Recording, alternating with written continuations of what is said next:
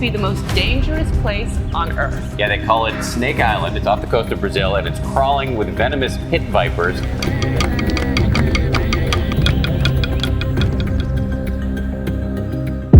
Did you know there's an isolated island in the Bay of Bengal where no human from outside can dare to enter? And the ones who did never came back alive. In fact, after learning the fate of one such foolhardy explorer, you won't be able to sleep at night. Let's dive in and find out the chilling truth about the most menacing and isolated island on the planet. And while we are at it, let's check out more perilous remote places even the bravest men are hesitant to explore. From the hidden lotus of Tibet to the endless underwater sinkhole, these are the 20 most isolated and inaccessible places on Earth. Cape York, Australia. Dutch sailor Willem Janszoon on board the Duifken was the first European to land in Australia, reaching the Cape York Peninsula.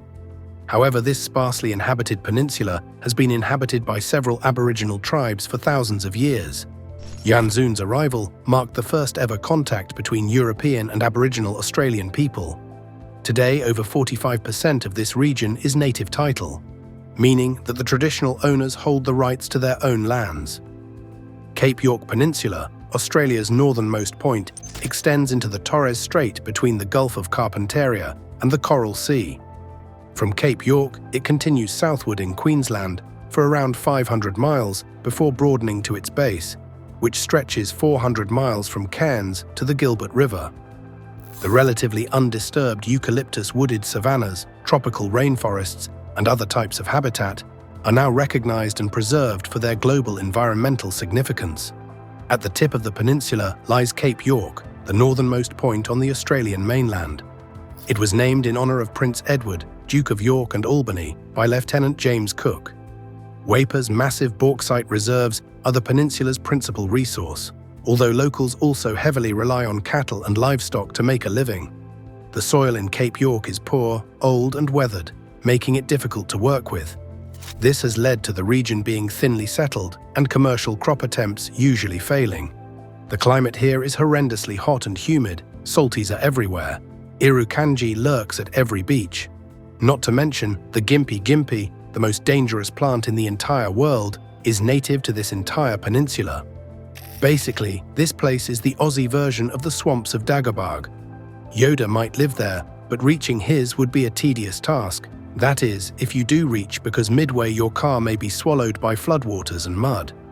There are probably more crocodiles than people, and in case you get bitten by a deadly bug, no doctor would be available for several hundred miles.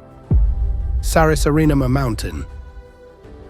Indigenous people seem to prefer living in the remotest, most difficult terrains. Why else would the Australian Aborigine tribes choose to live in the tedious heat of Cape York? And why would the Yekuana people dedicate their lives to the remote and frightening terrain of Sarisarinama Mountain? Rising abruptly from the dense jungle, its towering cliffs and flat summit stand out sharply against the lush landscape below. This remote, sacred site, revered by the local Yekuana people, is steeped in legend and has been labeled a real abyss. They believe the mountain is home to ancestral spirits, imbuing the ancient rock formations and vast sinkholes with powerful mystique. Fun fact, the name of the mountain originates from a legend of the indigenous Yekuana Indians. The legend speaks of an evil spirit living in caves high up in the mountain, which devours human flesh with the sound sari sari. Largely unknown to outsiders until the 1970s, Sarisarinama captured scientific intrigue when Venezuelan researchers spotted enormous sinkholes dotting its summit from above. These simas, some over 1,000 feet wide and equally deep, sparked a scientific expedition. Explorers, navigating the difficult terrain, discovered the sinkholes weren't just barren pits. Each was a thriving, sheltered ecosystem, separate from the jungle. The simas host unique flora and fauna. They evolved in isolation, thriving in cool, humid microclimates rare for the region.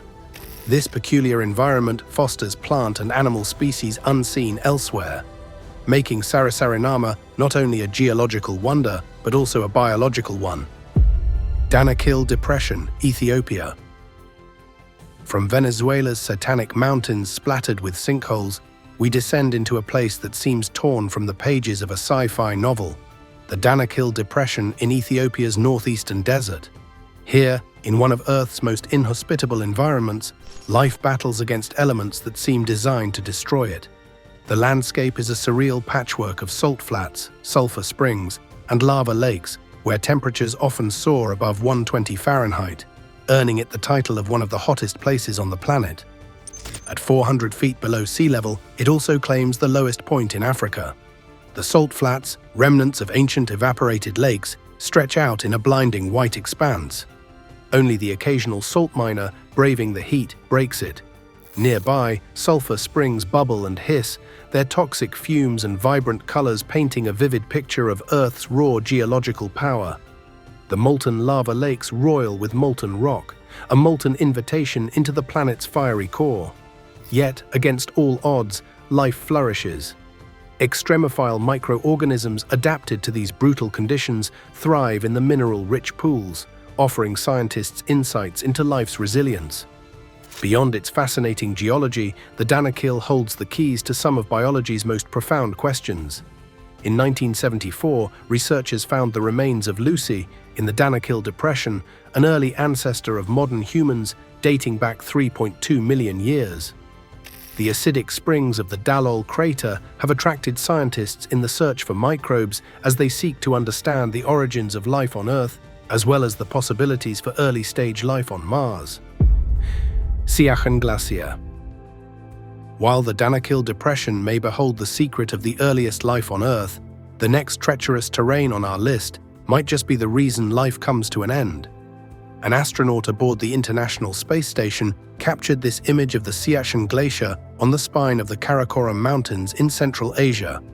This remote, uninhabited part of the world, where territories of Pakistan, India, and China all meet, only houses one form of life: the military men of India and Pakistan. Can you believe that this second longest glacier within Earth's mid-latitudes became a battleground for two nuclear powers in 1999? The Karakoram Range's Piedmont Glacier is located in the severely glaciated Himalayan area known as the Third Pole, which contains more fresh water than any place else on Earth, save for the polar ice caps. The Siachen Glacier is located between the Saltoro Ridge, a Karakoram subrange to the west, and the main Karakoram Range to the east. It is 47 miles long, making it the world's second longest non-polar glacier after Tajikistan's Fedchenko Glacier. However, it is thought to have been up to 100 miles long in the past, based on evidence from glacial periods that happened around 145 years ago. It originates at the base of Indira Col West. Lower elevations receive up to 60 inches of snow per year, while higher elevations receive more than 400 inches of snow. Higher elevations remain at sub-zero temperatures for up to 90% of the year, and minimum winter temperatures range from -20 to -40 degrees Celsius. The terrible weather and topography of the Siachen Glacier and its surroundings have taken more lives than the actual combat between Pakistan and India, which remained locked in a high-altitude military standoff. The majority of the estimated 3,000 Indian and Pakistani military casualties in the aftermath of Project Meghdut were caused by avalanches, crevasses, and poor weather. On 7 April 2012, an avalanche hit a Pakistan Army base in Gyari sector, near the Siachen Glacier region, trapping 140 soldiers and civilian contractors under deep snow. The incident occurred at an altitude of about 4,000 meters. It was the worst avalanche that the Pakistani military had experienced in the area. Climate change was also having an impact, with faster melting snows making life near the ice more risky.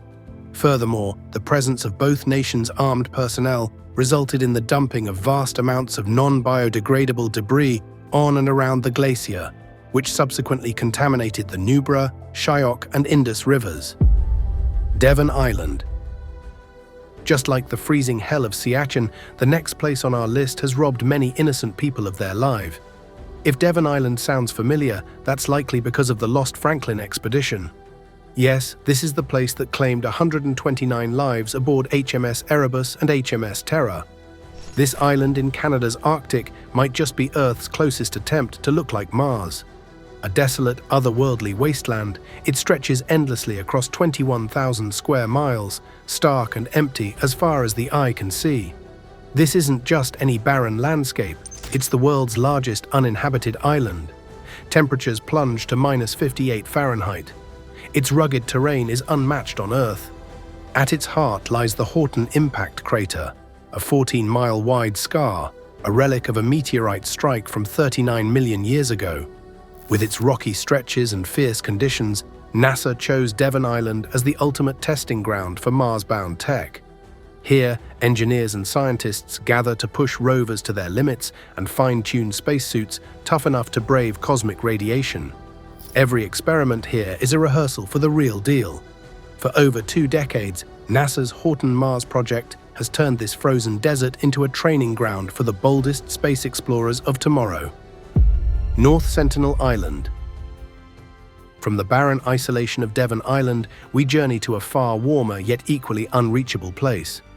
North Sentinel Island in India's Bay of Bengal. However, unlike the desolate Devon Island, this place is home to the most isolated community on the planet that does not fare well to outsiders encroaching on their territory. In 2018, the world was reminded of North Sentinel's deadly boundaries. When American missionary John Allen Chow was killed, he illegally visited North Sentinel Island in an attempt to establish contact and spread his religious beliefs. His tragic fate underscores the island's haunting, forbidden allure. Just 31 square miles, this tiny landmass has withstood modern civilization for over 60,000 years. Guarded by the fiercely protective Sentinelese tribe, one of the world's last uncontacted peoples. All attempts at communication have been met with resistance, as arrows and spears fly toward anyone daring to approach their shores. The Sentinelese live shrouded in mystery. Little is known about their language, beliefs, or customs. Estimates place their population between 50 and 400, but no one knows for sure. Despite threats of disease and the isolation of inbreeding, they remain resolute in defending their ancient way of life. To honor this isolation, the Indian government has declared the island strictly off-limits. After the devastating 2004 Indian Ocean tsunami, there were concerns about the Sentinelese's survival. However, they appeared to have withstood the disaster, as subsequent aerial surveys spotted members of the tribe shooting arrows at the low-flying aircraft. Veilo Javari, Kyrgyzstan. While the North Sentinel tribe's desire for complete isolation threatens explorers in the Indian Ocean, this next remote mining town is a massive health hazard and therefore naturally repels people. Veilo Javari is a mining town in the Jalalabad region of southern Kyrgyzstan. It has been economically depressed since the fall of the Soviet Union.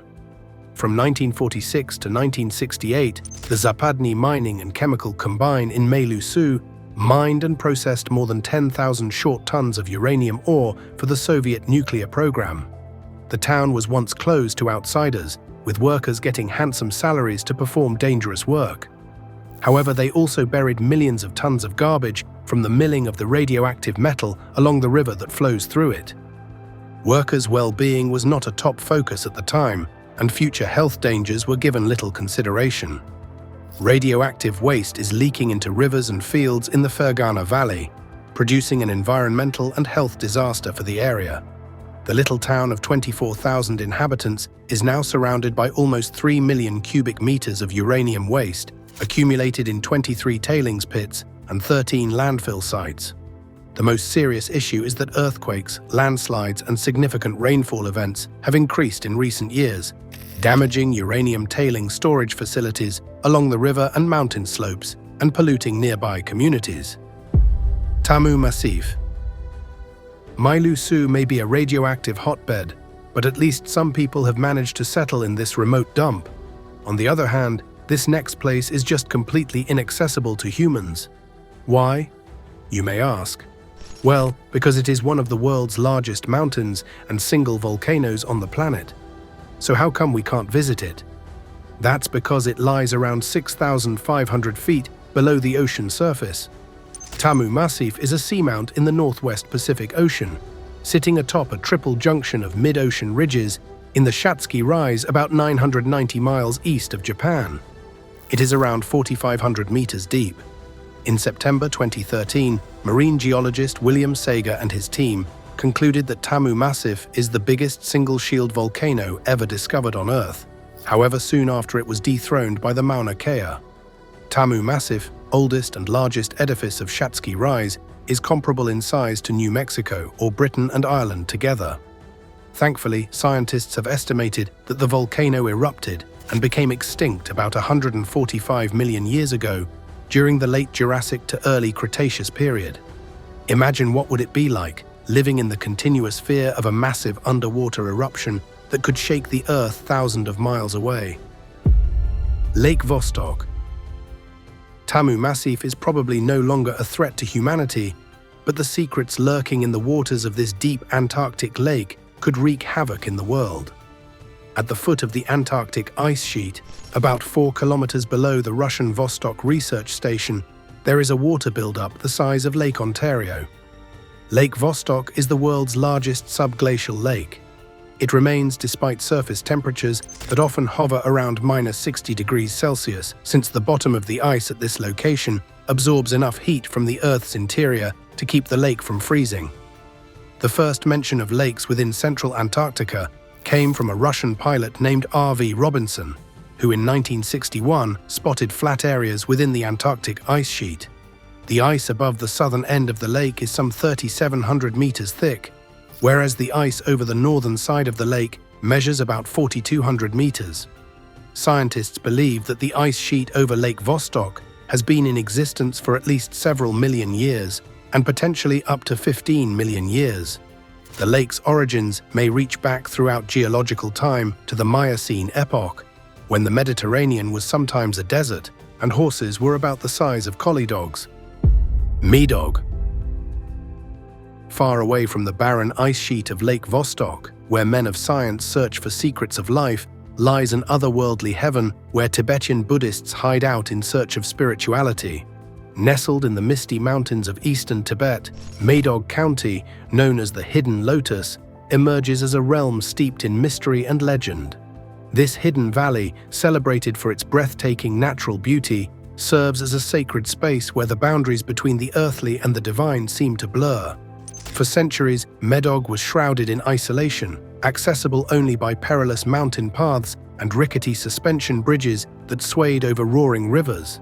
Its remoteness was so profound that it was the last region in China to be connected by road, with the final stretch of pavement laid down only in 2013. Despite its seclusion, Mdog boasts incredible biodiversity, featuring lush forests, cascading waterfalls, and a rich tapestry of flora and fauna. Home to over 2,000 plant species, many found nowhere else on Earth, the county's forests resonate with the calls of rare birds, from the iridescent green tea's tragopan to the elusive ward's trogon. Yet Mdog is not just a natural paradise, it holds deep spiritual significance for Tibetan Buddhists, who regard it as a sacred refuge blessed by the Buddha himself. But as we journey from the serene heights of Mdog, we are drawn to a different kind of wilderness, one that harbors its own mysteries and dangers, and lots of slimy, slithery reptiles form your nightmares. Snake Island. Just off the coast of São Paulo, Brazil, Ilha da Queimada Grande, or Snake Island. Here, in a mere 100 acres, lives a thriving population of golden lancehead pit vipers, some of the most venomous snakes in the world. Isolated from mainland predators for thousands of years, these snakes have adapted to the island's unique conditions, making it one of the deadliest places on Earth. With an estimated 2,000 to 4,000 lanceheads slithering among the rocks and trees. Their venom is powerful enough to melt human flesh, and a single bite can be fatal within an hour. The island's reputation has inspired chilling local legends of gruesome deaths, including one about a lighthouse keeper and his family who reportedly met their end when snakes invaded their home. With no natural predators to keep their population in check, these snakes have become the dominant species on the island, with approximately 1 snake per square meter. This has created a place so hazardous that the Brazilian government has made it illegal for anyone to visit without special permission. Today, the Brazilian Navy enforces a strict no-entry rule, allowing only select researchers to study these dangerous reptiles in their natural environment. Even for the experts, each visit is a calculated risk, a constant reminder that some islands are best admired from afar. Yet, if you think this is treacherous, the next location promises even stranger perils. Tristan Duna. Looking for a place to hide from these tropical vipers of Snake Island? We have just the place for you. Welcome to Tristan Duna, a remote group of volcanic islands in the South Atlantic Ocean. It is the world's most remote inhabited archipelago, located around 2,800 kilometers from Cape Town, South Africa. The area comprises of the populated island Tristan Duna, which has a diameter of around 11 kilometers, the wildlife reserves of Guff Island and Inaccessible Island, and the smaller uninhabited Nightingale Islands are also part of this group. Tristan Duna had a population of 243 in the June 2021 census. The lone settlement is Edinburgh of the Seven Seas. Tristan Duna, a Portuguese navigator, first discovered the deserted islands in 1506, but was unable to land due to strong waves. The island has a unique social and economic structure in which all resident families farm, and all land is communally owned. Outsiders are prohibited from buying land or settling on Tristan. Besides subsistence agriculture, major industries are commercial fishing and government. Recently, a TikToker went viral for sharing her life on the island. Her videos are being watched by avid followers who can't help but be fascinated by the remote community and its independence from the urban sprawl. Point Nemo. Despite being remote, Tristan Duna is at least accessible by ship.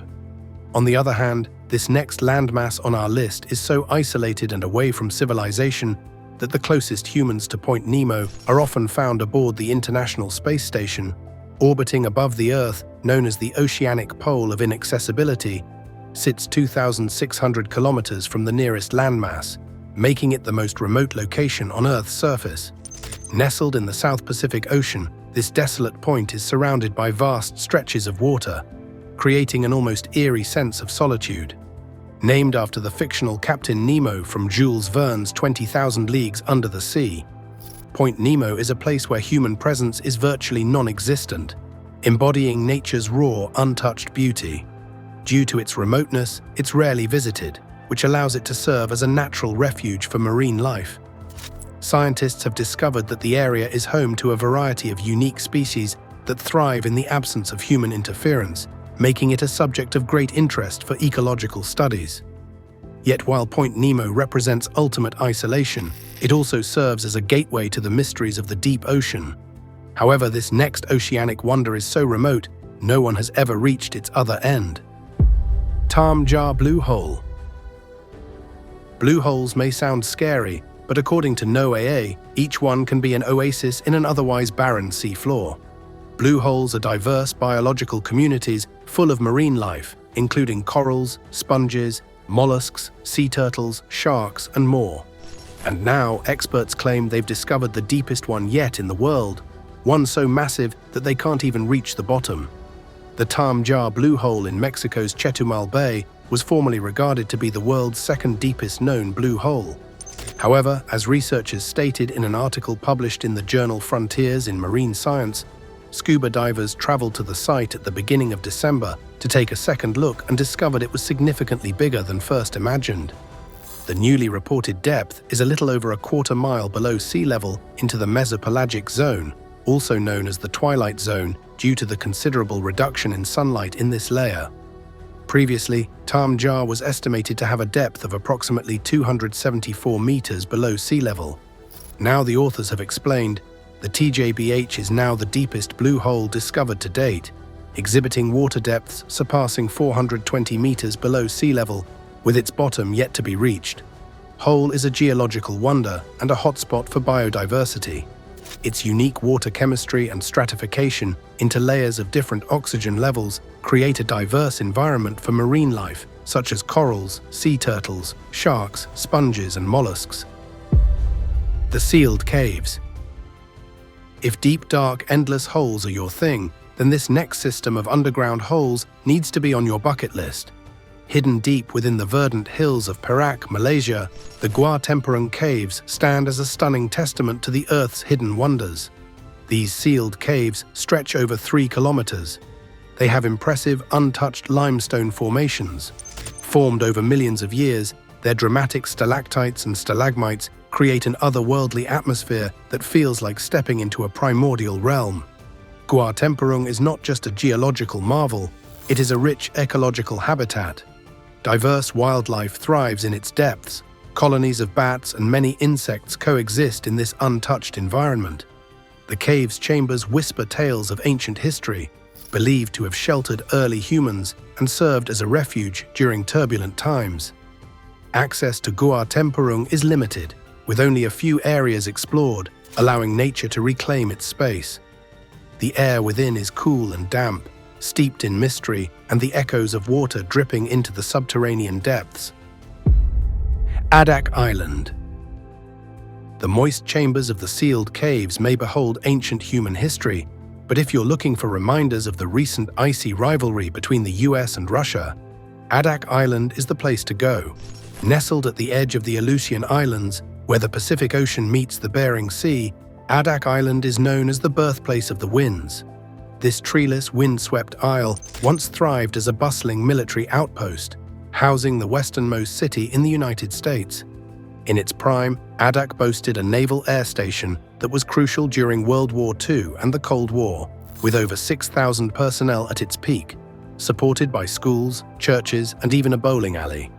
However, with the end of the Cold War, the base was decommissioned, and by 1997 it closed permanently, leaving behind a ghost town. Today, Adak's once bustling streets are reclaimed by nature, inhabited by around 100 resilient souls who navigate the haunting remnants of their past. For these hardy residents, life is a constant struggle against the elements, with unpredictable weather that can shift from gale-force winds to thick fog in an instant. But what lies beyond this desolate landscape? Villa Las Estras. Once again, we move from Adak Island's windy shores to the icy depths of Antarctica. Here, only the brave venture. On King George Island, Villa Las Estras is one of 2 civilian spots in Antarctica. It showcases human resilience in harsh conditions. Residents face temperatures of -128 Fahrenheit and winds over 200 miles per hour.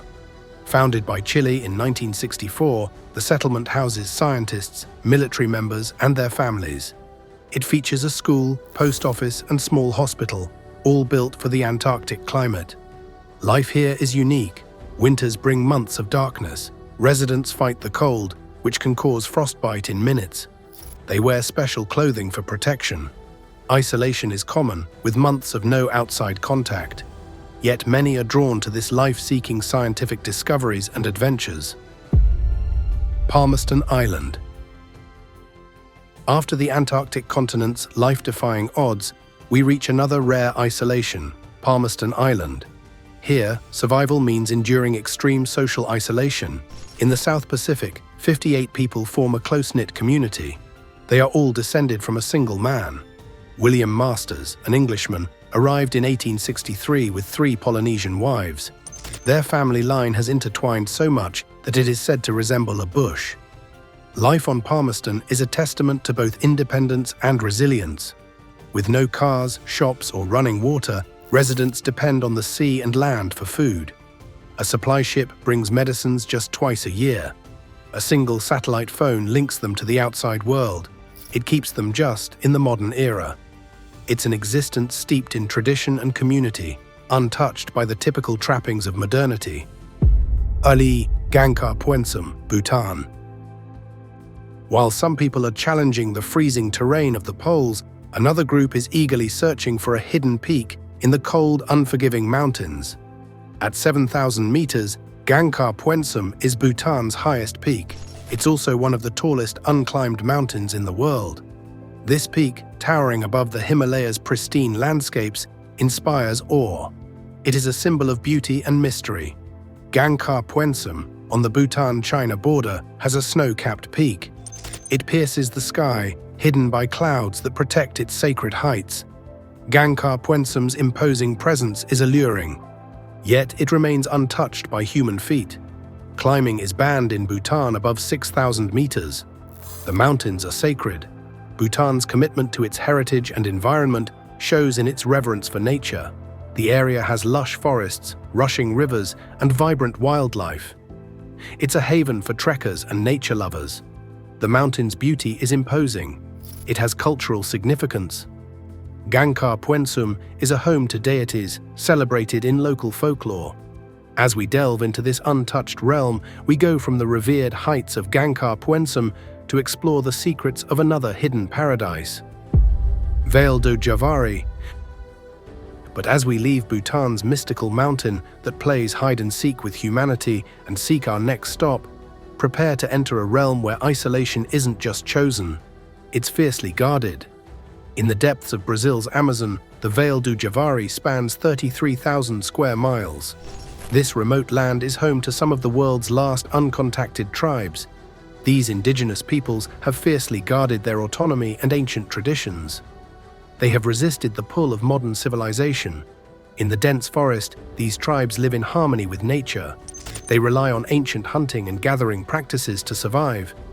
They are expert hunters. They use traditional bows and arrows to track games. They navigate their ancestral lands with an intuitive understanding of the forest's rhythms and the stars above. The tribe's harmonious existence, however, is increasingly under siege from the outside world. Outsiders are forbidden to enter, but the lure of abundant minerals, timber, and wildlife is impossible for many to resist. Some 6,000 people are known to live in the reserve, an area of nearly pristine forest, roughly the size of Portugal. But that number accounts only for members of 7 tribes who have established contact with the outside world. Forest is their parent, who provides everything. Logging and other natural resource extraction endangers their parents' health and their own livelihoods. However, opposing such activities might be harmful. In 2022, Brazilian indigenous campaigner Bruno Pereira and British journalist Dom Phillips were brutally murdered on another river in the region, allegedly on the orders of the head of a criminal fishing network. We hope you enjoyed this video. Stay tuned for more.